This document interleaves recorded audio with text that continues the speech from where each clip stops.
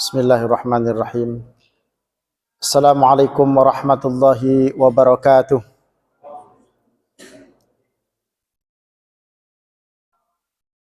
Innal hamdalillahi ta'ala nahmaduh wa nasta'inuhu wa nastaghfiruh wa na'udzu billahi min shururi anfusina wa min sayyiati a'malina. May yahdihillahu fala mudhillalah wa may yudlilhu fala hadiyalah. Asyhadu an la ilaha illallah wahdahu la syarikalah wa asyhadu anna Muhammadan abduhu wa rasuluhu la nabiyya wa rasula ba'dah.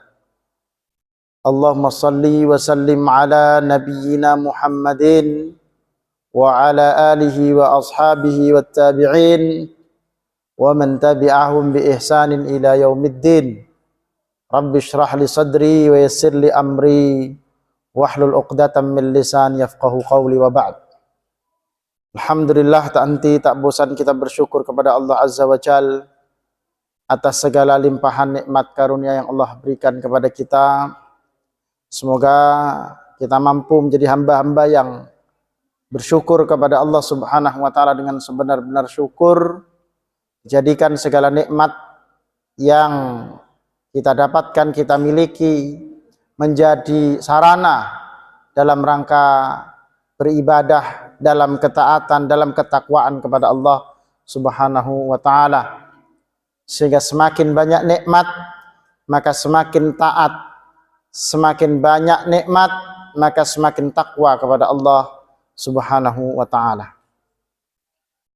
Kedua kalinya salawat dan salam semoga terlimpah kepada Nabi kita Rasulullah Muhammad sallallahu alaihi wa alihi wasallam beserta ahli bait beliau, kerabat, zuriat, para sahabat, dan semoga kita semua termasuk umat Nabi Muhammad yang istiqamah mengikut sunnah kelak di yaumil qiyamah mendapatkan syafaat.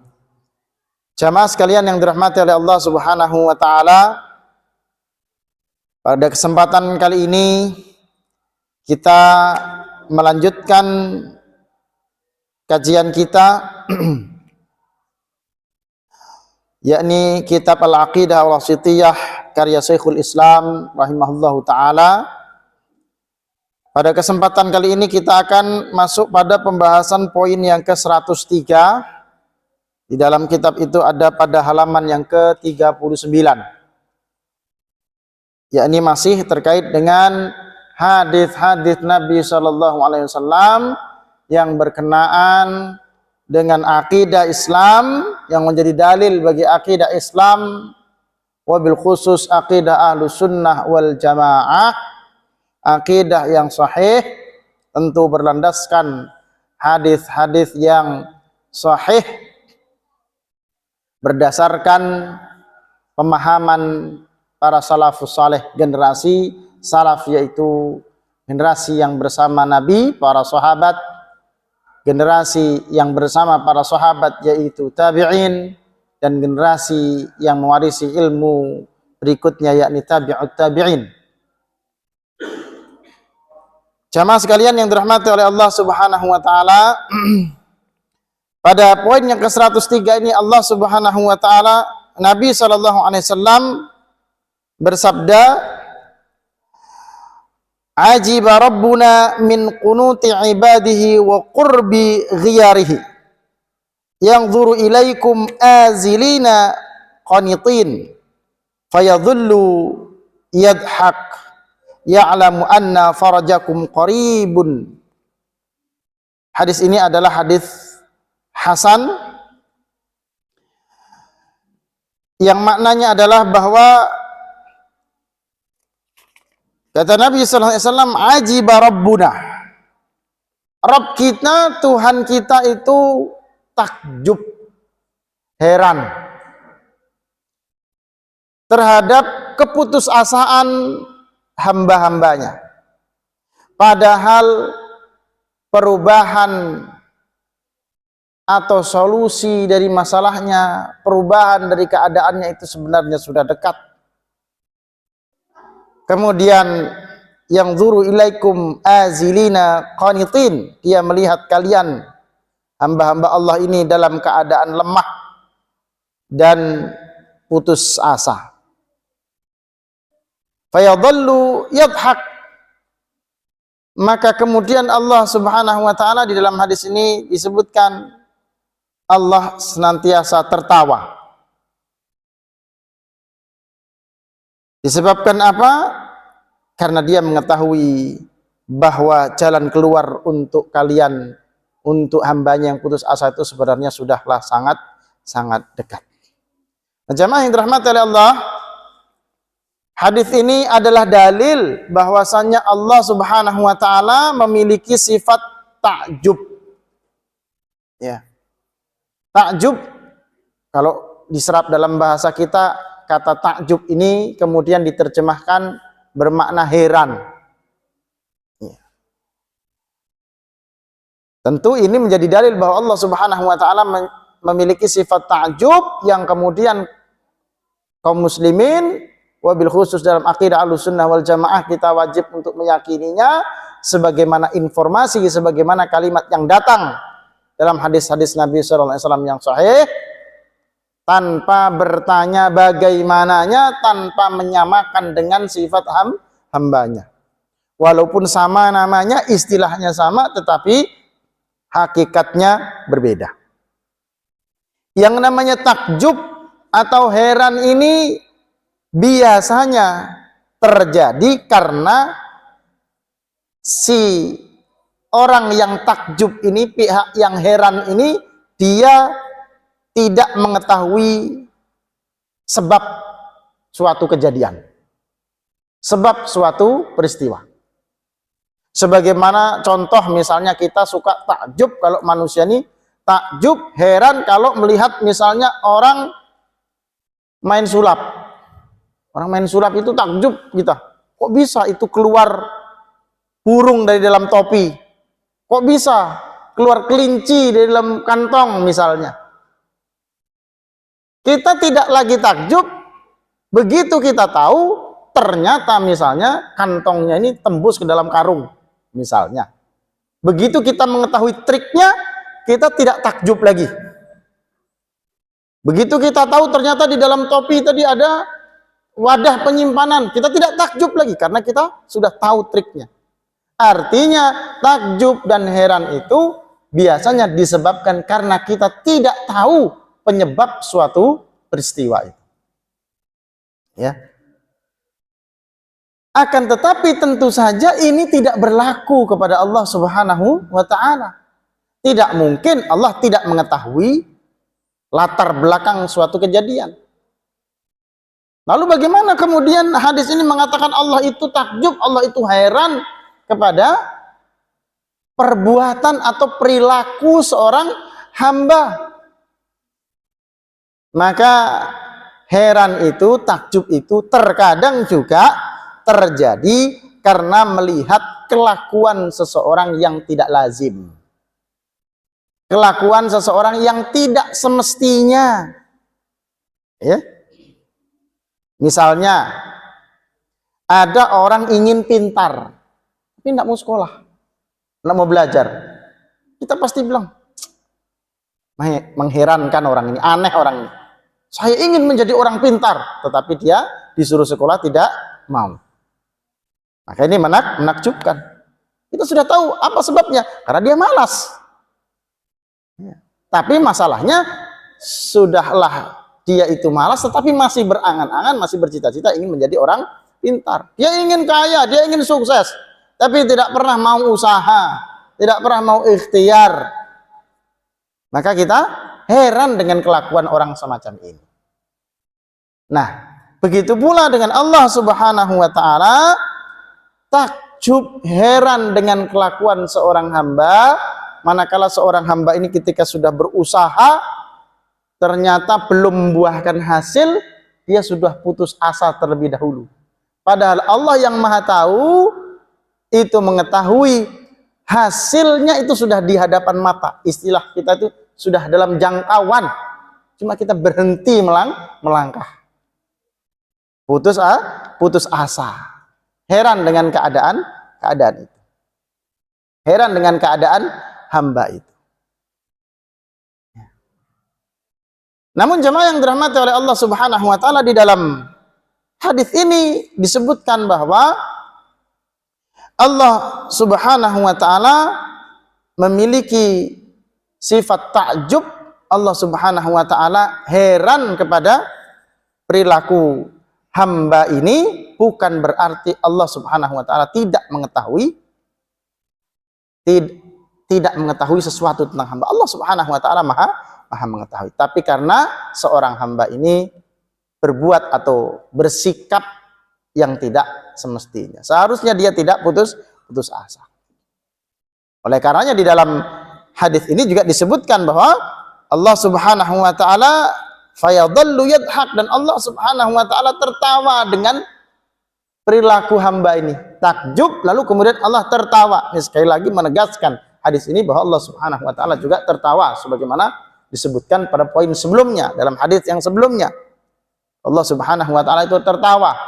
Dan ini hakiki tertawanya Allah Subhanahu wa taala, sebagaimana dikonfirmasi oleh para sahabat. Apakah Rabb kita tertawa? Kata Nabi sallallahu alaihi wasallam, "Na'am, ya, Allah tertawa." Tetapi bagaimana tertawanya Allah itu yang kita tidak boleh bertanya bagaimana.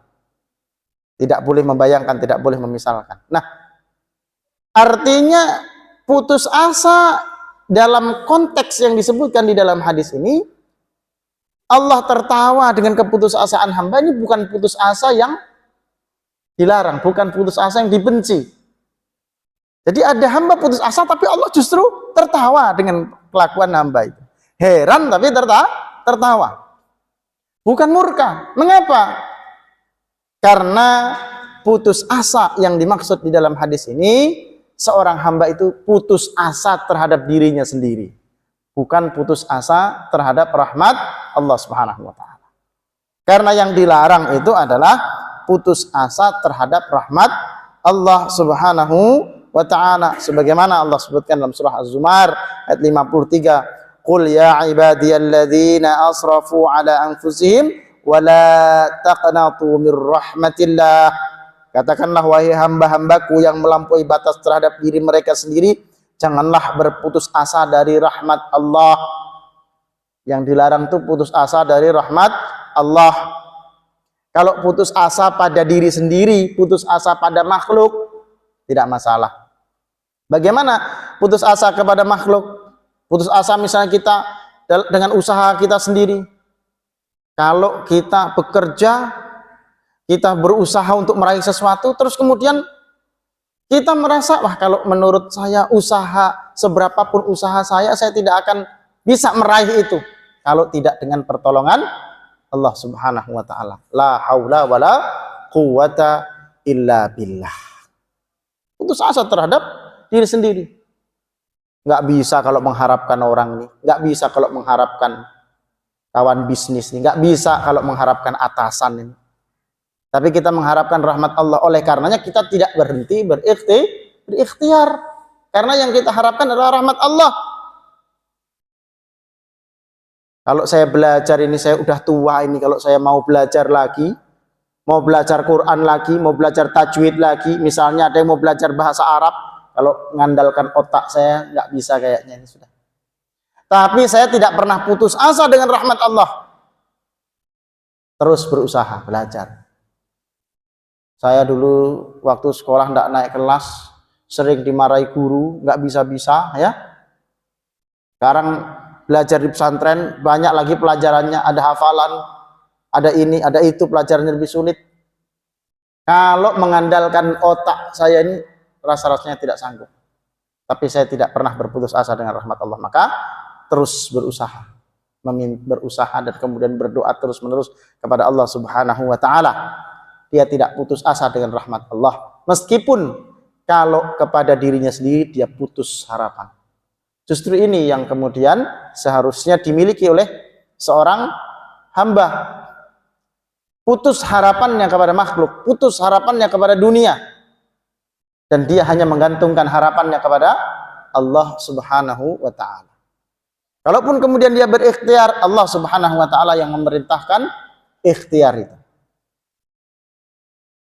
Dan dia menggantungkan hasilnya itu kepada Allah Subhanahu wa ta'ala.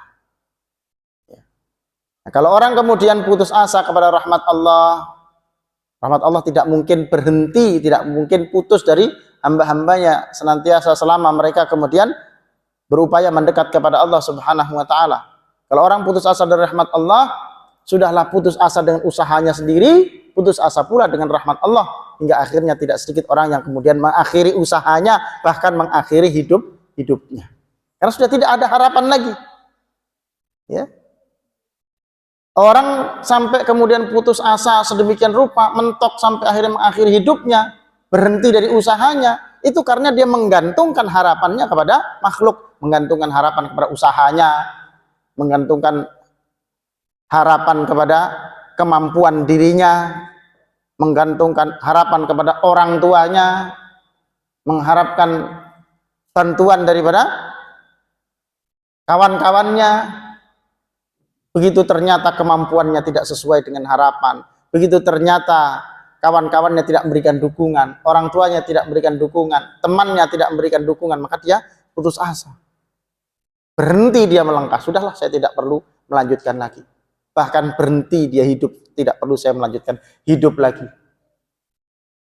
Tapi kalau orang menggantungkan harapannya kepada Allah Subhanahu wa taala, tidak pernah dia akan berhenti. Karena tidak ada batasan dari rahmat Allah Subhanahu wa taala. Ya. Nah, jamaah yang dirahmati oleh Allah Subhanahu wa taala, jangan sampai keputusasaan kita kepada diri kita sendiri membuat kita berhenti dari ikhtiar.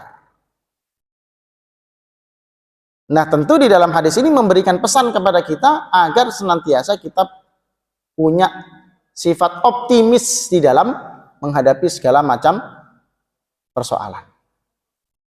Bisa jadi kemudian kita mencoba solusi dari persoalan kita, baru mencoba 9, berhenti kita. Padahal selesainya masalah itu pada percobaan yang ke-10. Ketika kita berhenti di percobaan yang ke-9, kita tidak mendapatkan kesempatan untuk mendapatkan keberhasilan. Apalagi kemudian menghadapi tantangan, menghadapi kesulitan dalam hal apa saja, dalam hal usaha apa saja. Entah itu belajar, entah itu bekerja, entah itu mengurus rumah tangga, mengurus keluarga, pasti ada saja ujiannya, ada saja kesulitannya. Tapi Allah Subhanahu wa taala berjanji, fa inna ma'al usri yusran, inna ma'al usri yusra. Maka bersama dengan satu kesulitan pasti akan ada kemudahan. Lalu kemudian Allah Subhanahu wa taala mengulang, dan setiap satu kesulitan itu akan ada kemudahan. Para ulama menjelaskan bahwa ayat ini faedahnya adalah setiap satu kesulitan akan datang 2 kemudahan. Karena kata al-usri itu diulang 2 kali, tapi dua-duanya dalam bentuk ma'rifah. Artinya kesulitan itu saja. Tapi yusra itu diulang 2 kali, tapi dua-duanya dalam bentuk nakirah, yang menunjukkan bahwa ayat yang pertama dengan ayat berikutnya, yusronya itu yusra yang berbeda. Berarti ada 2 yusra, tapi ada 1 usra. Ada 1 kesulitan, 2 kemudahan. Janji Allah Subhanahu wa taala. Hanya saja kadang-kadang kita ini kan maunya kita yang ngatur Allah SWT. Kalau kita punya masalah, maunya solusinya sesuai dengan pikiran kita, sesuai dengan dugaan kita, sesuai dengan rencana kita. Itu maunya kita yang ngatur Allah Ta'ala. Ya, kita yang ngetes Allah Subhanahu wa taala. Ya, kadang-kadang ada yang ngetes gitu ya. Contoh ya, saya sedekah 1 juta, katanya diganti 10 kali lipat. Ayo kita tes. Iya, pun ini menguji Allah. Harusnya kan hamba yang diuji oleh Allah. Kenapa? Justru hamba yang menguji Allah Subhanahu wa taala. Begitu nggak dikasih balasannya 10, dia langsung putus asa. Dia langsung marah, nggak berani marah sama Allah, marah sama Ustadz kemarin yang nyebut ayat ini. Ya. Padahal Janji Allah pasti, tetapi bentuknya, jadwalnya kapan digantinya. Kalau sedekah uang itu apakah mesti gantinya selalu dalam bentuk uang? Apakah sekarang atau 10 tahun yang akan datang? Itu haknya Allah Subhanahu wa taala. Kita nggak bisa ngatur Allah Subhanahu wa taala. Jadi kalau kita punya problem, punya masalah, memang benar solusinya adalah kita dekat dengan Allah Subhanahu wa taala dan kita tidak boleh putus asa kepada rahmat Allah. Terus berikhtiar, ikhtiar nomor 1 kalau kita punya masalah apapun adalah mendekati Allah Subhanahu wa taala, mendekati yang punya, mendekati yang memberi masalah. Hakikat yang memberi masalah itu adalah Allah Subhanahu wa taala, dan hakikat yang beri solusi juga Allah Subhanahu wa taala. Maka datang dulu kepada Allah, lalu kemudian melakukan ikhtiar sarana-sarana duniawi. Silahkan kalau itu masalahnya, problemnya adalah problem-problem dunia. Kadangkala kita ini baru datang kepada Allah kalau kita sudah mentok, udah usaha ke sana, usaha ke sini, usaha ke situ, semua sudah mentok, tinggal Allah aja lagi. Walaupun ya bagus, masih kalau kembali kepada Allah itu masih bagus, alhamdulillah. Walaupun terlambat, ya. Walaupun agak terlambat masih mending. Kalau sudah mentok datang kepada Allah. Mestinya sebelum kita memulai suatu usaha, datang dulu kepada Allah. Ya Allah, saya mau usaha, tapi saya tahu bahwa seberapapun usaha saya tidak mungkin bisa menghasilkan apapun kecuali atas izin-Mu. Saya usaha ini, saya sudah maksimal, modal besar, saya buka usaha baru, modal besar, skill ada, karyawan ada, tempat bagus, ya, posisi strategis, secara hitung-hitungan duniawi mesti sukses ini usaha saya. Tapi seorang hamba beriman tidak boleh menggantungkan harapannya kepada makhluk. Saya sudah usaha, tidak mungkin mendapatkan hasil yang baik kecuali atas izin-Mu, atas ridha. Kita serahkan kepada Allah. Kita berdoa, kita jaga jangan sampai usaha ini ada yang membuat Allah murka. Itu usaha kita. Lalu nanti hasilnya apapun itu pasti yang terbaik datang dari Allah Subhanahu wa taala. Ya. Nah, jamaah yang dirahmati oleh Allah Subhanahu wa taala, kalau kemudian kita diuji oleh Allah, ini faedah juga dari hadis ini, bahwasanya setiap orang pasti diuji oleh Allah Subhanahu wa taala. Kadang-kadang orang itu putus asa ketika dia diuji, putus asa ketika tertimpa musibah, sebab dia merasa dirinya lah yang paling susah. Sampai ada lagunya itu, aku merasa orang termiskin di dunia yang penuh derita bermandikan air mata. Nah, tidak usah dilakukan.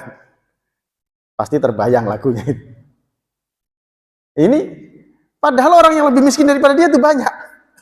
Tapi dia merasa dirinya yang paling miskin, dirinya yang paling sakit, dirinya yang paling susah, dirinya yang paling kena musibah. Ya. Ya Allah, kenapa saya? Ya kalau boleh dijawab itu jawabannya bukan cuma kamu yang begitu. Kenapa kok musibahnya saya seberat ini? Ya, yang musibah berat itu bukan cuma kamu. Banyak orang yang musibahnya berat, bahkan lebih berat daripada dia. Ya. Sehingga aku nggak sanggup, ya Allah. Berat, akhirnya aku tidak sanggup untuk menjalani hidupnya, akhirnya mati saja. Padahal ada orang yang ujiannya lebih berat daripada dia, tetapi sanggup aja menjalani, nggak mati, nggak bunuh diri, kan gitu.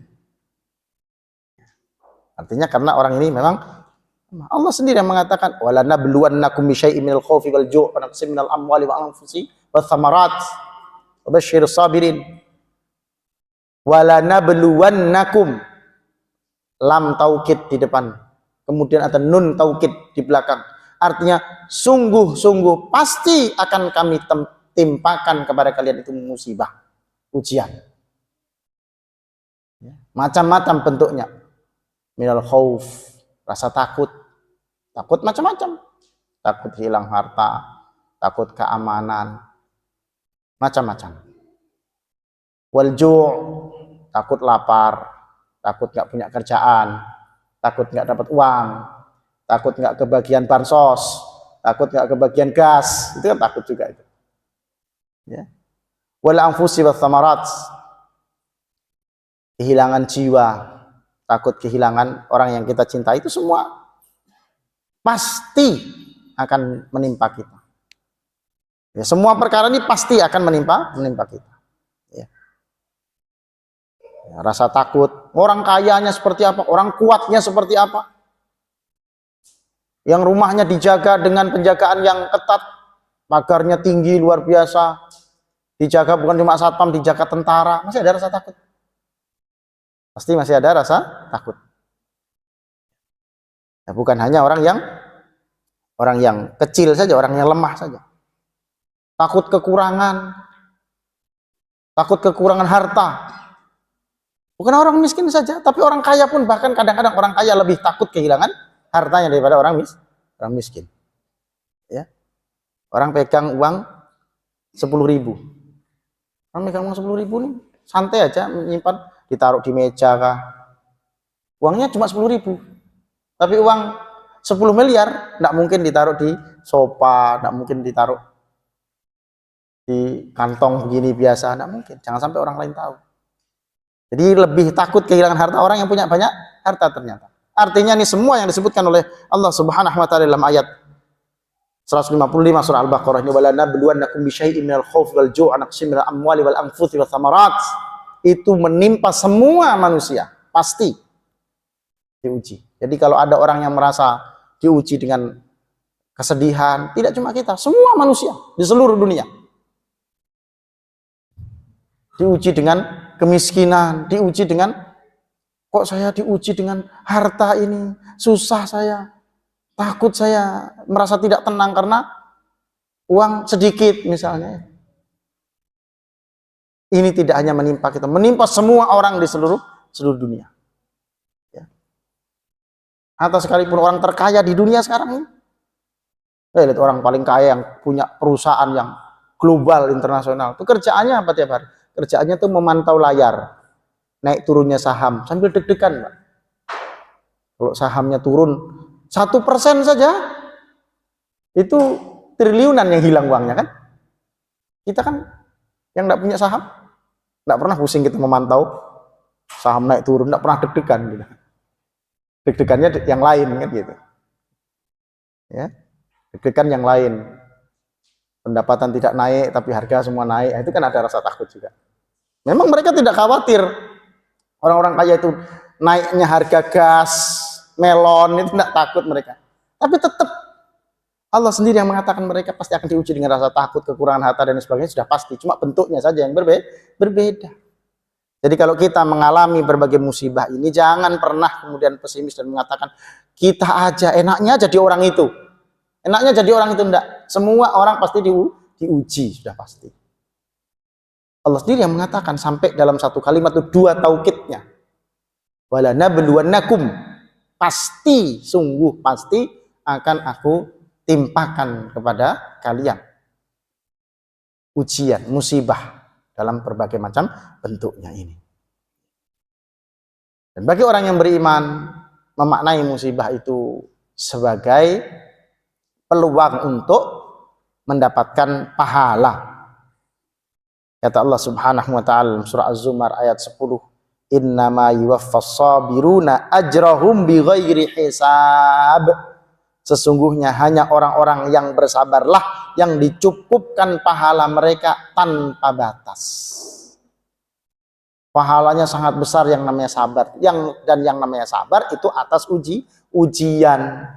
Semakin banyak diuji berarti semakin banyak pahala.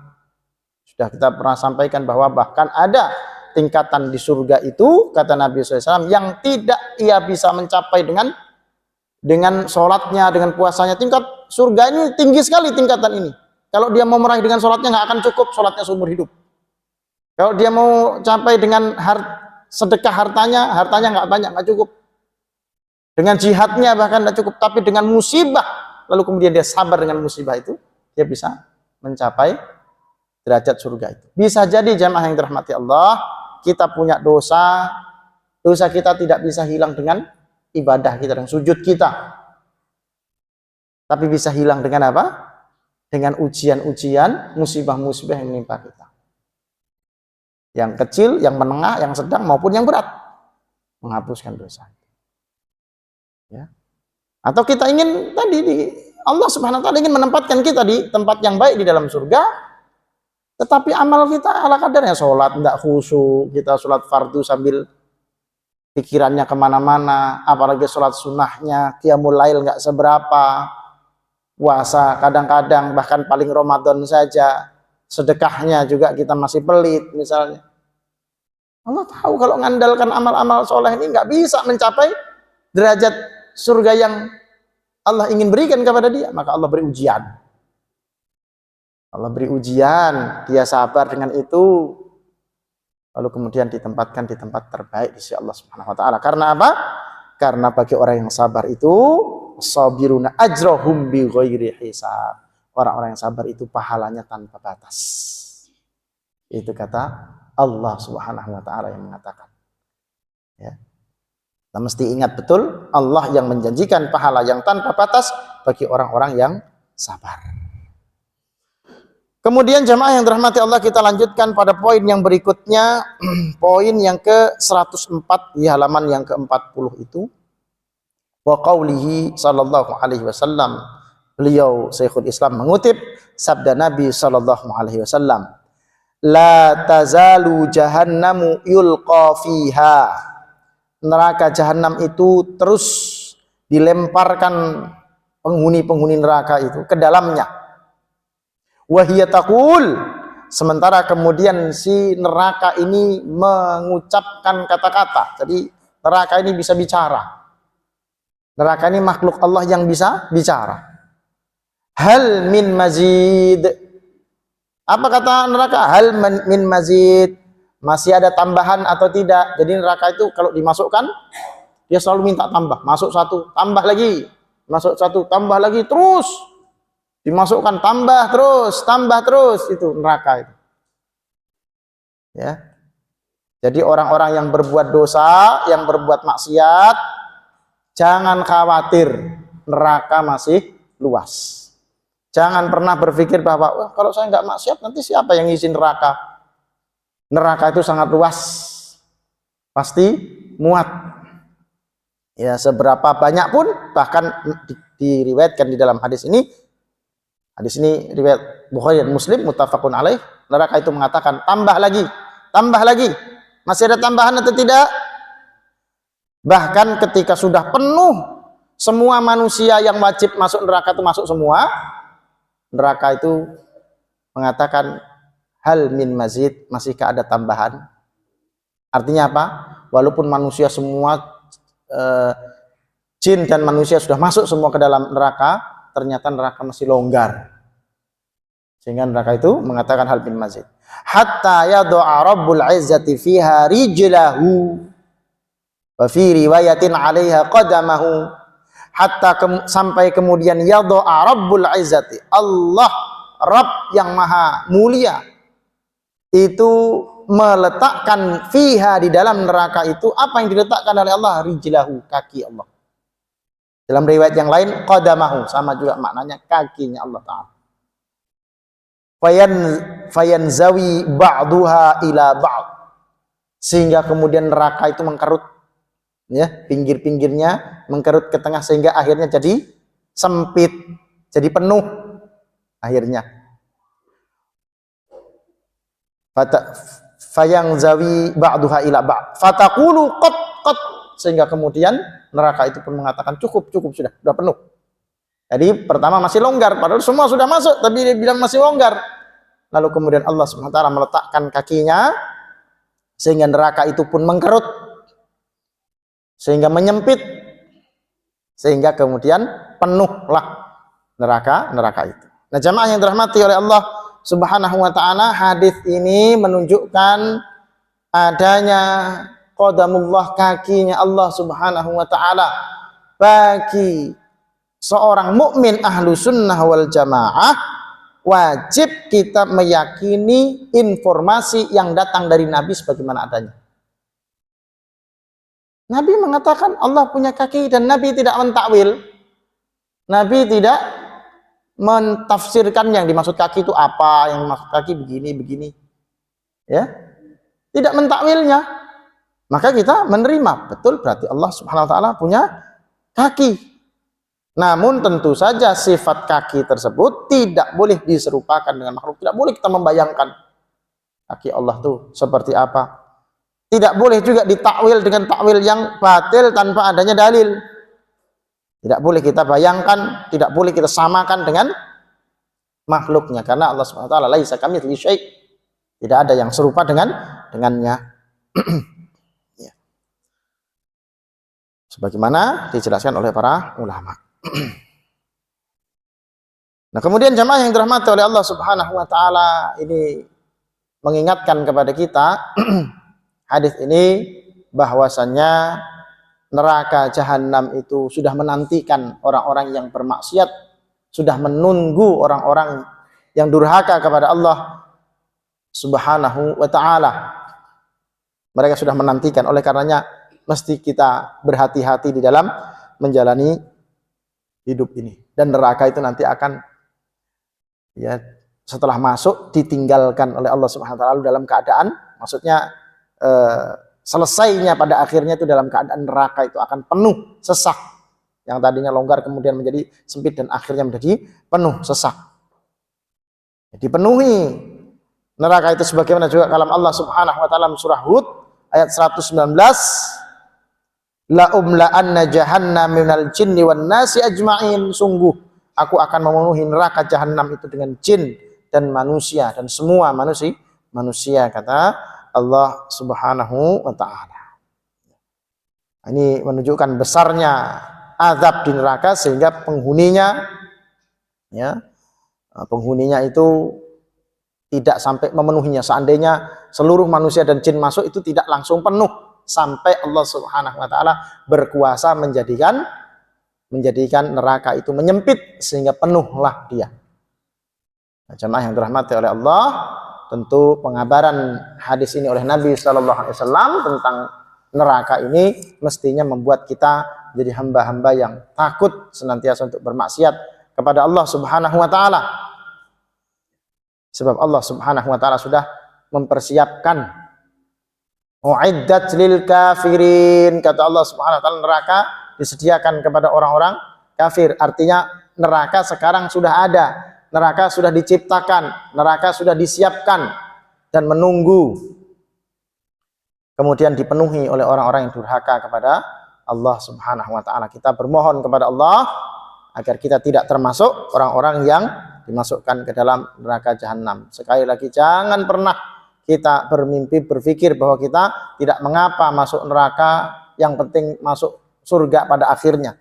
Tidak mengapa sebentar masuk neraka, yang penting pada akhirnya masuk surga. Jangan pernah kita sebagai seorang mukmin berpikir semacam itu. Kita semua berusaha, berupaya mengharap rahmat Allah Subhanahu wa taala agar diampuni dosa-dosa kita. Ya, lebih ringan timbangan dosa kita dibandingkan amal soleh kita. Amal soleh kita menjadi lebih berat sehingga kemudian tidak perlu kita masuk ke dalam neraka jahanam, masuk langsung ke dalam jannahnya Allah Subhanahu wa taala. Tidak perlu, jangan sampai kita berangan-angan seperti orang-orang Yahudi. Orang-orang Yahudi itu ketika diancam dengan neraka, mereka mengatakan, kami ini masuk neraka memang, tapi paling sehari atau 2 hari saja. Ya, sehari atau 2 hari katanya. Kalau sehari, tapi sehari itu sama dengan 50.000 tahun. Ya, bayangkan 50.000 tahun berada di dalam neraka itu kalau sehari. Kalau 2 hari berarti 100.000 tahun. 100.000 tahun. Kita kepanasan di lampu merah itu aja 2 menit aja udah tidak tahan, kita marah-marah sudah. Ini siapa sih yang bikin lampu merah 90 detik ini? Maunya kita kan 15 detik aja. Ya. Nah, orang Yahudi beranggapan bahwa kalau cuma sehari 2 hari tidak mengapa. Ya, dan sebagian pernah kita sampaikan hadis Nabi SAW, kalau orang pernah masuk neraka itu, walaupun nanti akhirnya masuk surga, itu bekas gosongnya itu tidak hilang, ya Pak ya. Itu hadis Nabi SAW. Ya, ada sebagian bekas gosongnya itu masih ada, sehingga kemudian orang yang pernah masuk neraka itu dikenali oleh penduduk surga. Lalu dapat julukan, panggilan apa namanya? Jahanamiyun, alumni neraka. Ya, nanti bikin ikatan alumni nanti barangkali di surga. Ketahuan, Bapak ini jahanamiun ya, ada bekasnya. Kan malu tetap Pak. Walaupun masuk surga tapi ada bekasnya. Ya. Bekas knalpot aja kita simpan, kita sembunyikan, apalagi bekas bakar neraka. Nauzubillah min dzalik. Jangan sampai kemudian kita mampir dulu ke neraka. Yang selalu kita minta kepada Allah Subhanahu wa taala dalam doa-doa kita, waqina adzabannar, waqina adzabannar, waqina adzabannar. Dalam banyak doa kita, ya. Mau makan saja doanya itu, ya. Ada itunya bahkan, ya. Allahumma barik razaqtana waqina adzabannar. Mau makan saja kita doa, ingat itu. Jangan sampai kemudian kita disentuh oleh api neraka. Nah, jamaah yang dirahmati oleh Allah Subhanahu wa taala, mungkin demikian faedah-faedah yang bisa kita sampaikan, semoga bermanfaat untuk kita semua, tentu saja untuk kehidupan kita di dunia wal akhirah. Amin ya rabbal alamin. Mohon maaf bila salah dan khilaf. Usikum wa nafsi bi taqwallah. Wassalamualaikum warahmatullahi wabarakatuh.